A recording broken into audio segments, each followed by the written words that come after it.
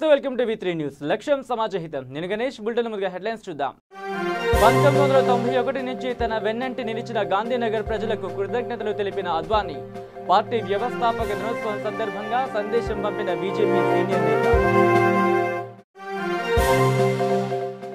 ఆంధ్ర రాజకీయాల్లోకి కేసీఆర్ రావద్దంటూ సూచన హైదరాబాద్ ఎల్బీ స్టేడియంలో సున్నితంగా హెచ్చరించిన పవన్ కళ్యాణ్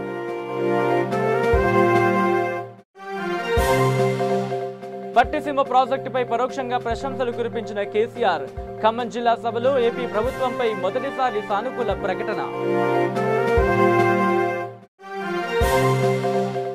కేసీఆర్ కు భయపడి వలస పక్షుల ఏపీకి వస్తున్నారు ప్రచారం నిర్వహిస్తున్న సినీ ప్రముఖులను ఉద్దేశించి చంద్రబాబు ఫైర్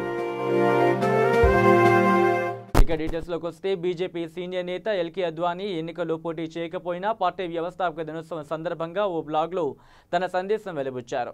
అద్వానీ బీజేపీ వ్యవస్థాపకుల్లో ఒకరిగా గుర్తింపు పొందారు. 6 సార్లు ఎంపీగా గెలిచిన ఆయనకు గాంధీనగర్ నియోజకవర్గం కంచుకోట్లా నిలిచింది. అయితే బీజేపీ ప్రస్తుత నాయకత్వం ఆయనకు ఈసారి ఎన్నికల్లో పోటీ చేసే అవకాశం కల్పించలేదు.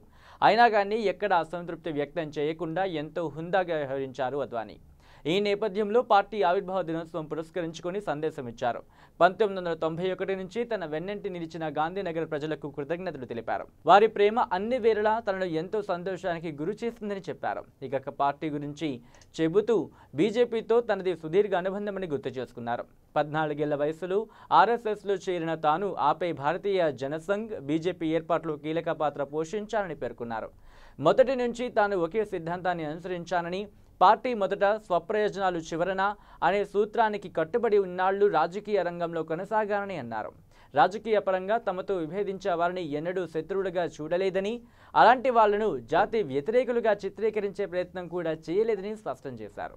మోదీకి వ్యతిరేకంగా మాట్లాడితే దేశానికి వ్యతిరేకంగా మాట్లాడినట్టే అనే ధోరణి వినిపిస్తున్న ప్రస్తుత తరుణంలో అద్వానీ వ్యాఖ్యలు బీజేపీ అంతర్గత వ్యవహారాలను ఎత్తి చూపుతున్నాయి.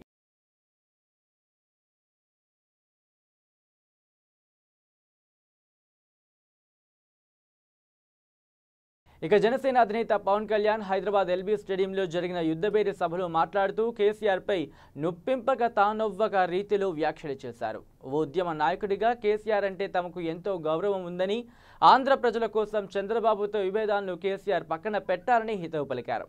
కేసీఆర్ చంద్రబాబు మధ్య గొడవలతో ఏపీ ప్రజలు నలిగిపోయారని, ఇంకా వాళ్లను ఇబ్బంది పెట్టడం భావ్యం కాదని సున్నితంగా చెప్పే ప్రయత్నం చేశారు. తాను కేసీఆర్ను ఇబ్బంది పెట్టాలని వ్యాఖ్యలు చేయడం లేదని పవన్ స్పష్టం చేశారు. గతంలో తన ముందు కేసీఆర్ను నోటికొచ్చినట్లు తిట్టిన నాయకులు ఇప్పుడు టీఆర్ఎస్ పార్టీలో చేరారని తెలిపారు. ఎర్రబెల్లి దయాకర్ రావు, తలసాని శ్రీనివాస్ తదితరులు ఒకప్పుడు కేసీఆర్ని నానా మాటలు అన్నవారేనని వివరించారు.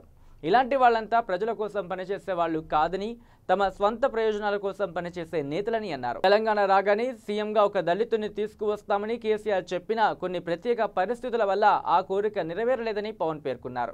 కేసీఆర్ పాలన గురించి తాను తప్పుగా మాట్లాడడం లేదని, కానీ ప్రతిపక్షం లేకుండా రాష్ట్రం ఉండాలంటే ఎలా అని అడిగారు. దళిత మేధావులు అందరూ వచ్చి ఒకసారి వెళ్ళాలి, కలవాలని పరిస్థితిలో ఉంటుంది. ఆ రోజున కుదరలేదు. కానీ ఈ రోజున ఆ కళ నెరవేర్చడానికి, సాకారం అవ్వడానికి 11 ఏళ్ళు పట్టింది.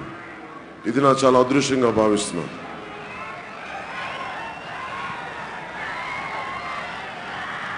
తెలంగాణ గురించి ఏం తెలుసు అని చాలామంది అడిగినప్పుడు, తెలంగాణ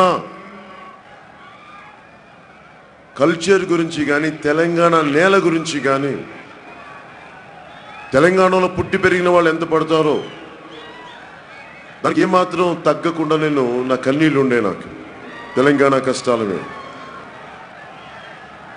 తెలంగాణ వెనుకబాటుతనం, తెలంగాణ దోపిడీ చేసిన విధానం, నిజాం పోరాటం, తర్వాత ఊళ్ళల్లో నలిగిపోయిన విధానం. అడిగితే నన్ను ఒకసారి ఉస్మానియా యూనివర్సిటీలో అడిగారు, నీకేం తెలుసు మా తెలంగాణ గురించి? నా అన్నదమ్ములకు కూడా చెప్పాను. ఊరి దొరలకు ఉంపుడు గత్తెను పేరు జోగినమ్మ, నేను ఊరి సానినమ్మ. వయసున్నప్పుడు ఒక్కరొక్కరే అనుభవించిరమ్మ, ఉడిగి రోగం పంచి వెళ్ళిరమ్మ. ఉడిగిన వయసుకు ఈ రోగాలే సంపదాయనమ్మ, సిరి సంపదాయనమ్మ అని చెప్పి మా మాస్టర్జీ రాస్తే కన్నీళ్లు పెట్టుకున్నప్పటికీ ఇక ఏపీ తెలంగాణ ముఖ్యమంత్రుల మధ్య మాటల యుద్ధం ఓ రేంజ్లో సాగుతున్న తరుణంలో సీఎం కేసీఆర్ చేసిన వ్యాఖ్యలు ఆసక్తికరంగా మారాయి. ఖమ్మంలో నిర్వహించిన టీఆర్ఎస్ ఎన్నికల ప్రచారంలో పాల్గొన్న కేసీఆర్ ఏపీ సీఎం చంద్రబాబు నాయుడుపై ప్రశంసలు కురిపించారు. తెలంగాణలోని సీతారామ ప్రాజెక్టు గురించి ప్రస్తావించిన సందర్భంలో ఏపీలోని పట్టిసీమ ప్రాజెక్టుపై పరోక్షంగా ప్రశంసలు కురిపించారు. ఏపీలోని డెల్టా ప్రాంతాన్ని పట్టిసీమ ప్రాజెక్టు కాపాడిందని, అదే తరహాలో తెలంగాణలో సీతారామ ప్రాజెక్టును పూర్తి చేసి ఇక్కడి రైతులకు అండగా ఉంటామని కేసీఆర్ పేర్కొన్నారు. ఇదిలా ఉండగా పట్టిసీమ ప్రాజెక్టుపై వైసీపీ అధినేత జగన్ తరచుగా విమర్శలు చేస్తూ ఉంటారు. జగన్ కు మద్దతుగా నిలుస్తున్న కేసీఆర్ అదే ప్రాజెక్టుపై ప్రశంసలు కురిపించడం గమనార్హం. కడుపు నిండా పండించుకునే దానికి ఆసక్తి ఉన్న వాళ్ళు మూడో పంట కూడా వేసుకునే విధంగా సీతారామ నీళ్లు 1.5 ఇయర్లోనే మీ కళ్ళ ముందు నేను సాకారం చేస్తా, అది నా హామీ అని చెప్పి జిల్లా ప్రజలందరికీ కూడా నేను మనవి చేస్తా ఉన్నా. ఆ రకంగా అది ప్రధానమైన కార్యక్రమాన్ని మనం చేసుకుందాం. ఇక్కడ అద్భుతమైనటువంటి గ్రానైట్ ఇండస్ట్రీ ఉంది. అది ఎగుడు దిగుడుతో జరుగుతూ ఉంది. గతంలో కొంత జరిగింది, ఇంకా కొంత జరగాల. దాన్ని కూడా బాగా ముందుకు తీసుకుపోయే కార్యక్రమాలు మనం చేసుకుందాం. నేను మిమ్మల్ని ప్రార్థించేది స్థానిక అభివృద్ధి, ఇరిగేషన్ ప్రాజెక్టులు, భగీరథ కార్యక్రమం అయిపోయింది, సంక్షేమ కార్యక్రమాలు ఇవన్నీ ఏ విధంగా ఉన్నాయో మీకు తెలుసు. దాని గురించి నేను మళ్ళీ వల్లే వేయాల్సిన అవసరం లేదు. చాలా విషయాలలో ఇండియాలో మనం నంబర్ 1 ఉన్నాం. ఇప్పుడు జరుగుతుండేది పార్లమెంట్ ఎన్నిక. మీ అందరినీ కూడా నేను ప్రార్థించేది ఒకటే, ఖమ్మం చైతన్యవంతమైన జిల్లా. ఇక్కడ పత్రికా మిత్రులను కూడా నేను కోరుతా ఉన్నా, ఇదేదో మామూలుగా నామా నాగేశ్వరరావు మధ్యన ఇంకో ఎల్లయ్య పుల్లయ్య మధ్యన పోటీ కాదు. ఇది దేశ భవిష్యత్తును, దేశ గతిని, దేశ గమనాన్ని నిర్దేశించే ఎన్నికలు. ఇవి ఆషామాషి ఎన్నికలు కావు. రొటీన్ జర్నలిజం కాకుండా దయచేసి నేను చెప్పే మాట, నేను ఏదైతే వాదం వినిపిస్తున్నానో దాన్ని ఒక కొత్త కోణంలో ప్రజల ముందు, యువకుల ముందు పెట్టాలని చెప్పి మీడియా మిత్రులను కూడా నేను కోరుతా ఉన్నా. ఒక మాట ఆలోచన చేయాల. వీళ్ళిద్దరూ కాంగ్రెస్ బీజేపీ ఒకరినొకరు నిందించుకుంటా ఉన్నారు, వీరంగం ఎత్తుతా ఉన్నారు, మైకులు బద్దలవుతా ఉన్నాయి. దేనికోసమండి? ఈ దేశాన్ని పరిపాలించింది ఎవరండి? 66 సంవత్సరాలు ఈ 2 పార్టీలే కదా, వేరే ఇంకెవరో పరిపాలించలేదు కదా. ఎవరు ప్రధానమంత్రి నామా నాగేశ్వరరావు ఉన్నారండి? లేరు కదా. ఈ 2 పార్టీలే ఉన్నారు. మరి ఈరోజు ఈ దేశంలో ఉన్న దరిద్రానికి, సాగునీటి కరువుకు, తాగునీటి కరువుకు, కరెంటు లేని చిమ్మ చీకటి ప్రాంతాలకు ఎవరు బాధ్యులండి? వేరే ఇంకెవరో పరిపాలించినట్టు, ఇంకెవరిదో బాధ్యత ఉన్నట్టు మళ్ళీ వీళ్ళే వీరంగం ఎక్కుతా ఉన్నారు. దయచేసి దాన్ని విశ్లేషణ చేయాలి. అందుకే ఈరోజు తెలంగాణ బిడ్డగా బులెటిన్లో షార్ట్ బ్రేక్ తీసుకుందాం. శ్రీ గాయత్రీదేవి జ్యోతిషాలయం, దిల్సుఖ్ నగర్. శ్రీ పండిట్ సాయిరాం శాస్త్రి గారు గత 30 సంవత్సరాలుగా దిల్సుఖ్ నగర్ లో స్థిరంగా ఉంటున్నారు. మీరు చేస్తున్న ప్రయత్నాలు విఫలమగుట, కార్యక్రమాలయందు ఆలస్యం, అనుకోని చిక్కులు, వివాహ ప్రయత్నం ముందుకు సాగక వివాహ ఆలస్యం, ఉద్యోగం, ఆరోగ్యం, దాంపత్యం, సంతానయోగం, విదేశీయానం, భూ వివాదములు మరియు వ్యాపారాదులలో సమస్యలకు జ్యోతిష్యపరమైన పరిష్కారమునకై పుట్టిన తేదీ, బొటనవేలు ముద్ర, హస్తరేఖలు, జాతకం చూసి వివరముగా జ్యోతిష్యం చెప్పగలరు. మీరెక్కడెక్కడో జ్యోతిష్యం అడిగి నిరాశ చెంది ఉండవచ్చు. ఒక్కసారి శ్రీ సాయిరాం శాస్త్రి గారిని సంప్రదించండి. గమనిక: స్త్రీ పురుషుల ఎటువంటి జీవిత సమస్యలకైనా పూజ, హోమం, అంజనం, యంత్రం, మంత్రం ద్వారా 9 రోజుల్లో గాయత్రీదేవి సాయిబాబా పూజ చేసి శాస్త్రోక్తంగా పరిష్కారం చూపగలరు. Gayatridevi Jyotishyalayam, flat number 101, first floor, Shilpi apartments, A block, near Konark theatre, Dilsukh Nagar, Hyderabad. Cell 9949373448, 9440537044.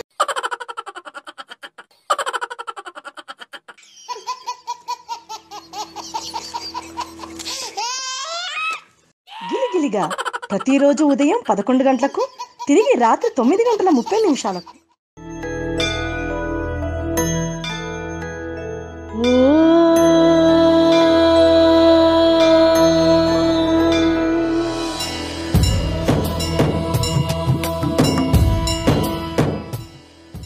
గుడి గంటలు ప్రతిరోజు ఉదయం 6 గంటలకు.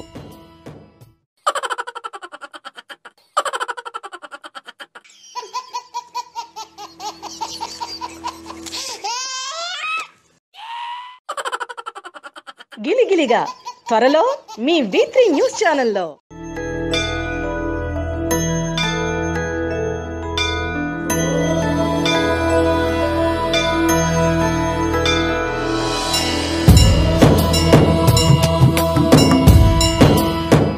Welcome back to V3 news. ఇక ఏపీ సీఎం టీడీపీ అధినేత చంద్రబాబు నాయుడు గుంటూరు జిల్లా పెదనందిపాడులో రోడ్ షో నిర్వహించారు. అసెంబ్లీ అభ్యర్థి డొక్కా మాణిక్య వరప్రసాద్, గుంటూరు పార్లమెంటు అభ్యర్థి గల్లా జయదేవ్ కూడా రోడ్ షోలో పాల్గొన్నారు. ఈ సందర్భంగా చంద్రబాబు నాయుడు మాట్లాడుతూ జగన్ తల్లి ఒక్క ఛాన్స్ ఇమ్మని అడుగుతున్నారని, చెల్లెలు షర్మిల ఒక్క ఛాన్స్ ఇమ్మంటున్నారని ఎద్దేవా చేశారు. ఇప్పుడు హైదరాబాద్ నుంచి వచ్చిన వలస పక్షులు కూడా ఒక్క ఛాన్స్ ఇమ్మని అడుగుతున్నారని, అసలు వీళ్లకు క్యారెక్టర్ ఉందా అని నిలదీశారు. ఈ వలస పక్షులు హైదరాబాద్లో కేసీఆర్కు భయపడి మన మీదకు వస్తున్నాయి. తిత్లీ తుపాను వచ్చినప్పుడు వీళ్ళెక్కడికి వెళ్లారు? హుదూద్ తుపాను వచ్చినప్పుడు వీళ్ళేమయ్యారు? నరేంద్ర మోదీ ఐటీ దాడులు చేయిస్తూ ఉంటే వీళ్ళెందుకు రాలేదు? రాష్ట్రం కోసం ఎప్పుడైనా మాట్లాడారా? కేసీఆర్ దగ్గర పనులు జరిపించుకోవడం కోసం వస్తున్నారు. లంచాలు తీసుకొని మరీ వస్తున్నారు. మన దగ్గరికి వచ్చి పెత్తనం చేయడానికి వస్తున్నారు. గొప్ప వ్యక్తులు వీళ్ళు.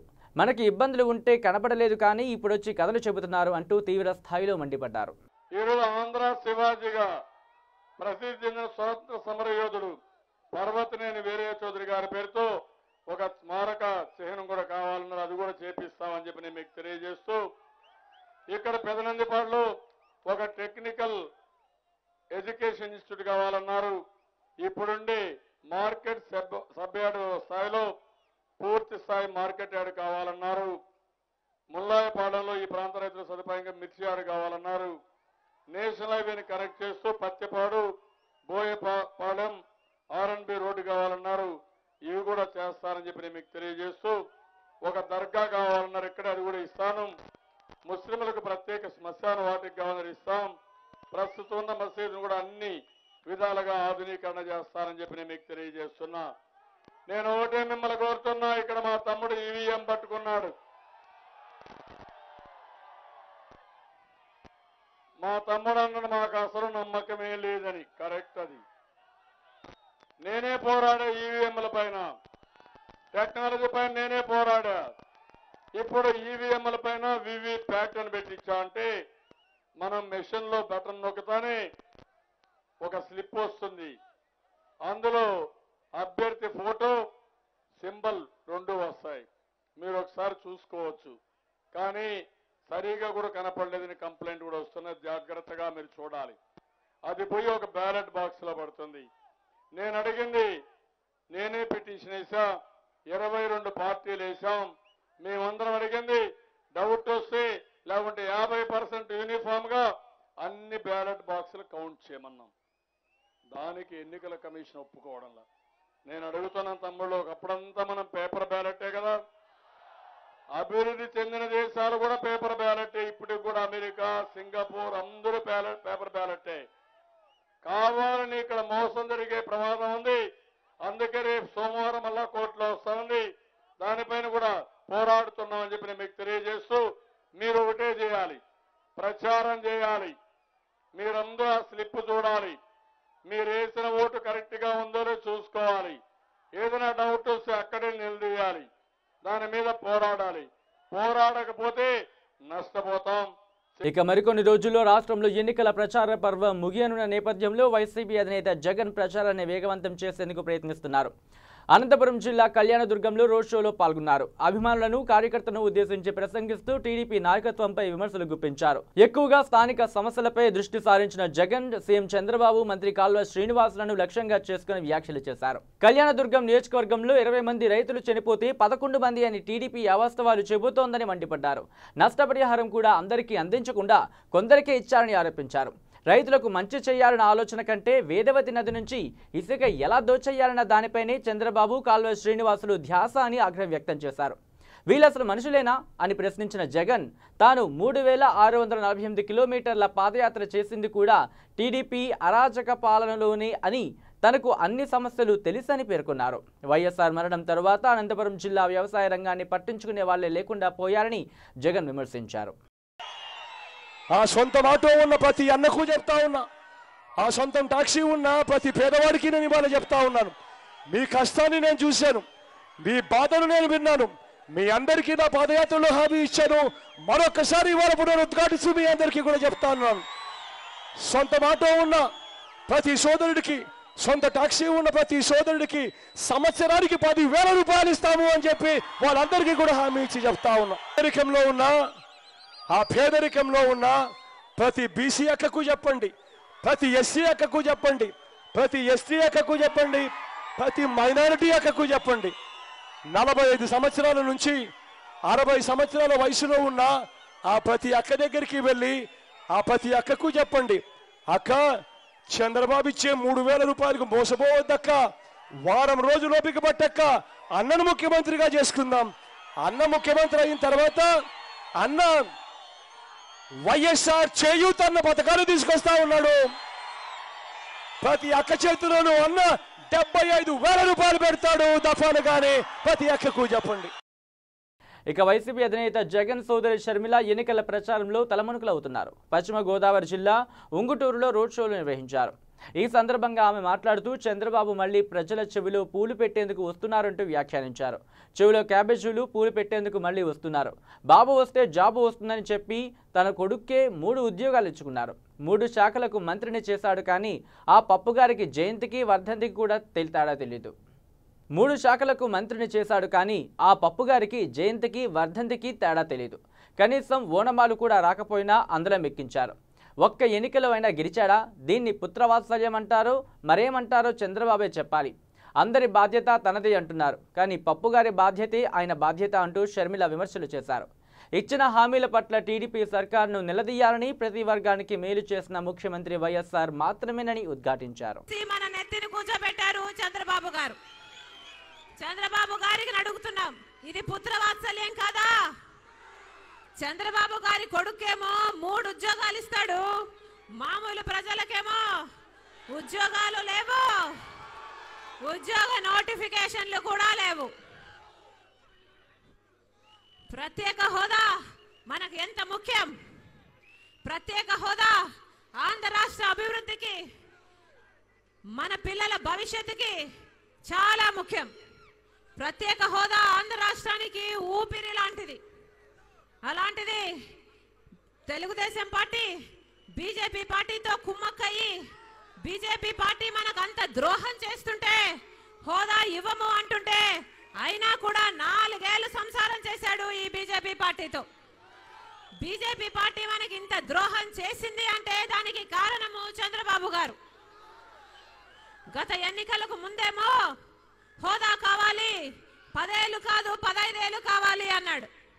ఎన్నికలు అయిపోయాక హోదా వద్దులే, ప్యాకేజీ ఇవ్వండి, డబ్బులు నేను కమిషన్ డబ్బులు తీసుకోవచ్చు కదా అని ప్యాకేజీ అడిగాడు. ఇప్పుడు మళ్ళీ ఎన్నికలు వచ్చాయి, మళ్ళీ హోదా కావాలంటున్నాడు. రేపు ఎన్నికలు అయిపోయాక ఏమంటాడో చంద్రబాబు గారికే తెలియదు. గత ఎన్నికల్లో ఏమో బీజేపీతో పొత్తన్నాడు, ఈ ఎన్నికల్లో ఏమో కాంగ్రెస్ తో పొత్తంటున్నాడు. చంద్రబాబు గారిది ఎప్పుడు ఒక్క మాట కాదు, ఎప్పుడైనా 2 మాటలే. అందుకే నాకు 2 నాలుకలు ఉన్నాయి అని ఇలా ఇలా ఇలా ఇలా ఇలా ఇలా ఇలా ఇలా ఇలా ఇలా ఇలా ఇలా ఇలా ఇలా ఇలా ఇలా చూపిస్తూ ఉంటాడు.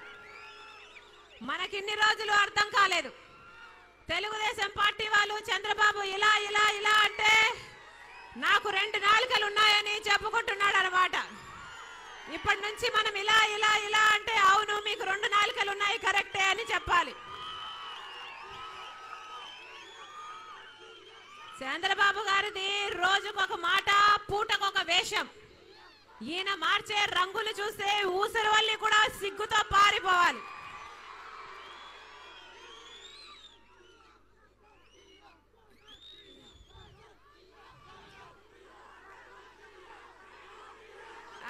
అవుతాడు కాబోయే ముఖ్యమంత్రి ఎడుగోరి సన్నింటి జగన్మోహన్ రెడ్డి.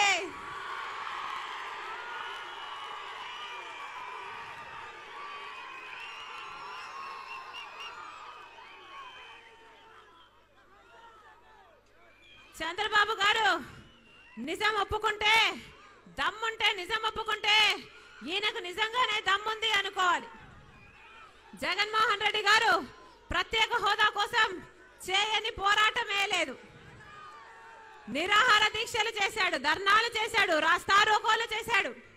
ఆఖరికి వైఎస్ఆర్సీపీకి చెందిన అంతమంది ఎంపీలు నిరసనగా రాజీనామాలు కూడా చేశారు. ఇక దమ్ముంటే తెలంగాణలో 3 సీట్లు గెలిచి చూపించాలని బీజేపీ నేతలకు టీఆర్ఎస్ వర్కింగ్ ప్రెసిడెంట్ కేటీఆర్ సవాల్ విసిరారు. కౌరవులు 100 మంది ఉన్న పాండవుల యుద్ధంలో విజయం సాధించారని అన్నారు. మందబలం ముఖ్యం కాదని దేశ రాజకీయాల్లో ముద్ర వేసే నాయకుడు కావాలని అన్నారు. మోదీ ఎన్నికల ఎజెండా చౌకీదార్ హిందూ మతమేని కేటీఆర్ ఎద్దేవా చేశారు. డైలాగులు చెప్పడం తప్ప మోదీ ఏమీ చేయలేదని విమర్శించారు. మోదీ, అమిత్ షా 6 రాష్ట్రాల సీఎంలు కలిసి అసెంబ్లీ ఎన్నికల్లో ప్రచారం చేసినా బీజేపీకి 100 నియోజకవర్గాల్లో డిపాజిట్లు కూడా దక్కలేదని అన్నారు. రాజకీయ పార్టీలను కేవలం 2 సీట్లతో కదిలించిన కేసీఆర్ 16 సీట్లు వస్తే ఇంకెన్ని అద్భుతాలు చేస్తారో చూస్తారని కేటీఆర్ పేర్కొన్నారు.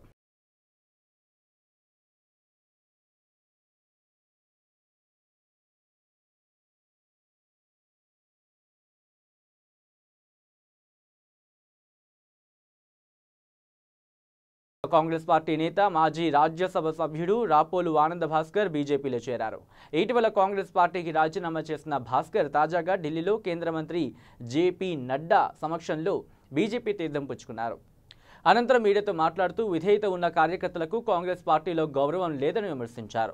పార్టీకి ఎంత సేవ చేసినా గుర్తింపు లభించలేదని, నిర్లక్ష్యం చేశారని ఆవేదన వ్యక్తం చేశారు. అందుకే బీజేపీలో చేరుతున్నారని ప్రకటించారు.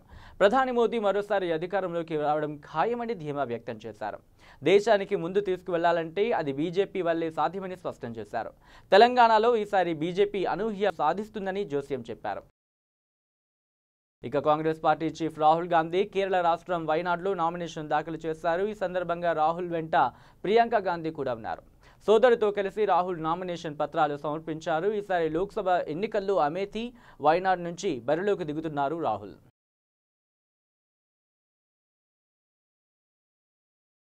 ఇక నల్గొండ పార్లమెంట్ పరిధిలోని ఎన్నికల ప్రచారంలో భాగంగా బీజేపీ ఎంపీ అభ్యర్థి గార్లపాటి జితేంద్ర కుమార్ కు మద్దతుగా ప్రచారం నిర్వహించారు. ఈ ప్రచార కార్యక్రమానికి గోషామహల్ ఎమ్మెల్యే రాజాసింగ్ హాజరై ప్రసంగించారు. ఎంఐఎం పార్టీని తీవ్ర స్థాయిలో విమర్శించారు. ఎంపీ అభ్యర్థి జితేంద్ర కుమార్ మాట్లాడుతూ సీఎం అవుతానంటూ ఎమ్మెల్యేగా గెలిచిన అభ్యర్థి ఏమీ చేయలేక ఇప్పుడు మళ్లీ పార్లమెంటుకు వెళ్తానంటూ వచ్చాడని కాంగ్రెస్ పార్టీ అభ్యర్థిపై ఆరోపణలు గుప్పించారు. తనకు ఓటు వేసి అత్యధిక మెజార్టీతో గెలిపించాలని కోరారు. మాసాల కింద నేను ముఖ్యమంత్రి అవుతానని చెప్పేసి ఇక నాగర్ కర్నూలు జిల్లా పార్లమెంటు ఎన్నికల నేపథ్యంలో గద్వాల నియోజకవర్గ పరిధిలోని థరూర్ మండల కేంద్రంలోని మహిళా ఆశీర్వాద సభ నిర్వహించారు. ఈ కార్యక్రమంలో రాష్ట్ర మంత్రి సింగిరెడ్డి నిరంజన్ రెడ్డి ప్రసంగిస్తూ 16 స్థానాలు టీఆర్ఎస్ పార్టీని గెలిపిస్తే కేసీఆర్ కేంద్రంలో చక్రం తిప్పి రాష్ట్రాన్ని బంగారు తెలంగాణ చేస్తారని హామీ ఇచ్చారు. రాష్ట్రంలో కాంగ్రెస్ పార్టీకి పుట్టగతులు లేవని టీఆర్ఎస్ పార్టీ వైపు మొగ్గు చూపుతున్నారని అన్నారు. ఇంకా ఎవరైనా టీఆర్ఎస్ పార్టీలో చేరి అభివృద్ధికి కృషి చేసే వారిని పార్టీలోకి కలుపుకుపోవాలన్నారు. అందుకోసమే పేదరికాన్ని దూరం చేయడం కోసమే. ఇక సూర్యాపేట జిల్లా హుజూర్ నగర్ పట్టణంలో టీపీసీసీ అధ్యక్షుడు నల్గొండ పార్లమెంట్ అభ్యర్థి ఉత్తమ్ కుమార్ రెడ్డి రోడ్ షో నిర్వహించారు. రోడ్ షోలో ఉత్తమ్ కుమార్ రెడ్డి మాట్లాడుతూ కోదాడ హుజూర్ నగర్ ఎమ్మెల్యేగా పనిచేసిన తాను ఆ ప్రాంతాన్ని అన్ని రంగాల్లో అభివృద్ధి చేశానని చెప్పారు. పార్లమెంట్ ఎన్నికల్లో రాహుల్ గాంధీ ప్రధానమంత్రి కావడం ఖాయమని, రాహుల్ గాంధీ ప్రధానమంత్రి కాగానే ప్రతి ఇంటికి 6,000 రూపాయలు బ్యాంక్ ఖాతాలోకి వేస్తామని తెలిపారు. రైతు రుణమాఫీ 2 లక్షలు ఏకకాలంలో కాబోతున్నాయని ఉత్తమ్ తెలిపారు. హుజూర్ నగర్ కి తప్పకుండా రైల్వే లైన్ తీసుకొస్తారని ఉత్తమ్ కుమార్ హామీ ఇచ్చారు. మీరు మీ ఓట్లు తప్పకుండా హస్తం గుర్తుపై వేసి గెలిపించాలని కోరారు. ఈ కార్యక్రమంలో నియోజకవర్గ కాంగ్రెస్ నాయకులు, కార్యకర్తలు పెద్ద ఎత్తున పాల్గొన్నారు.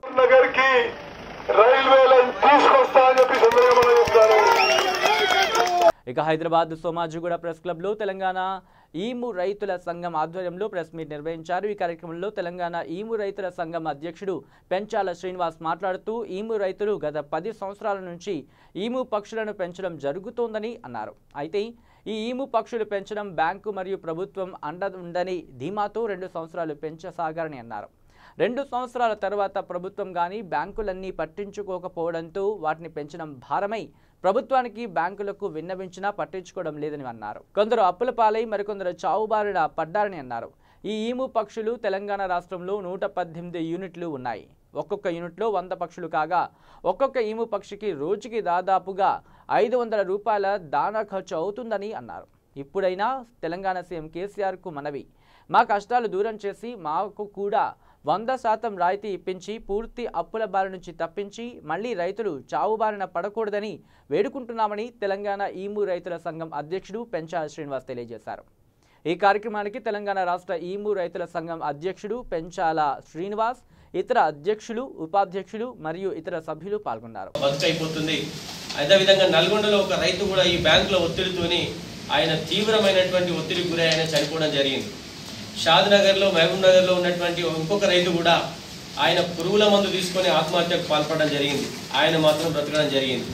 ఇలా రైతులందరూ కూడా తీవ్రమైన ఒత్తిడిలో ఉన్నాము అని చెప్పి ఇప్పటికి మేము మన కేసీఆర్ గారి మీద అత్యంత విశ్వాసంతో ఒక రైతు పక్షపాతిగా ఉన్నటువంటి కేసీఆర్ గారు బంగారు తెలంగాణ పునర్నిర్మాణంలో మన తెలంగాణ రైతులకు ఒక దిక్సూచిగా ఉన్నటువంటి పెద్దన్నగా ఉన్నటువంటి కేసీఆర్ గారు తప్పకుండా చూస్తాడని చెప్పి మాకు పెద్ద దిక్కుగా ఉంటాడని చెప్పి.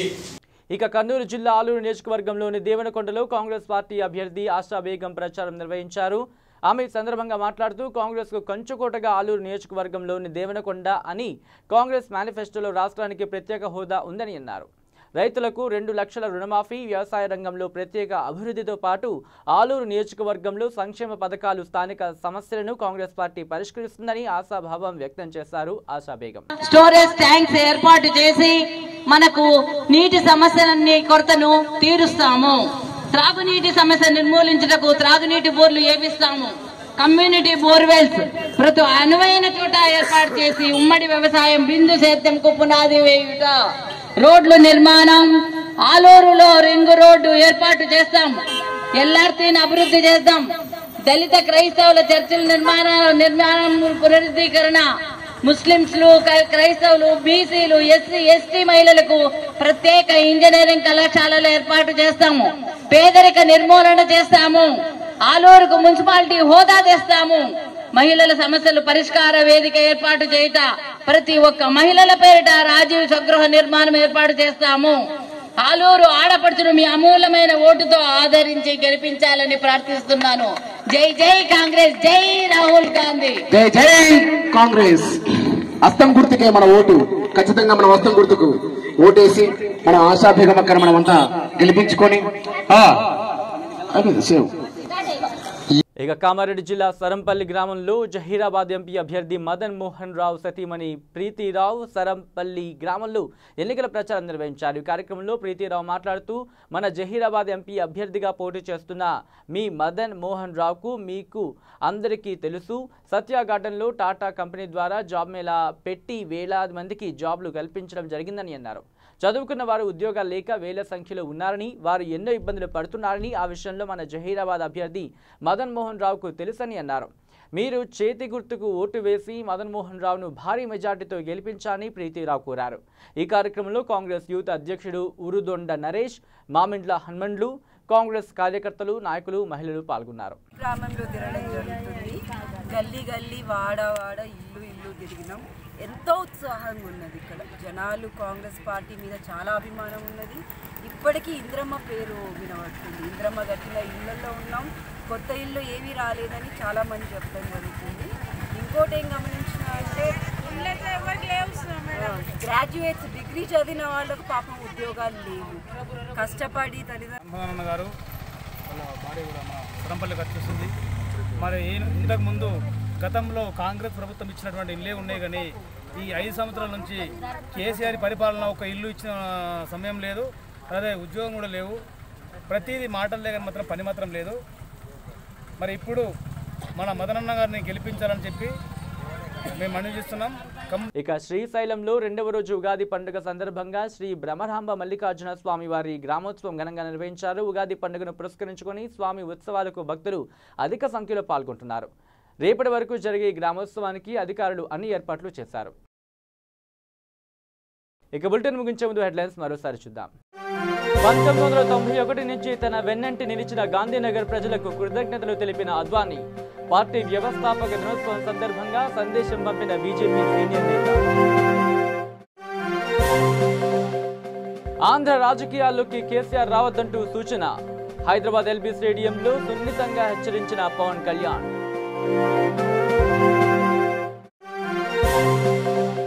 పట్టిసీమ ప్రాజెక్టుపై పరోక్షంగా ప్రశంసలు కురిపించిన కేసీఆర్, ఖమ్మం జిల్లా సభలో ఏపీ ప్రభుత్వంపై మొదటిసారి సానుకూల ప్రకటన. కేసీఆర్ కు భయపడి వలస పక్షుల ఏపీకి వస్తున్నారు. ప్రచారం నిర్వహిస్తున్న సినీ ప్రముఖులను ఉద్దేశించి చంద్రబాబు ఫైర్. ఇవి ఈ bulletin updates. Keep watching V3 news. లక్ష్యం సమాజహితం.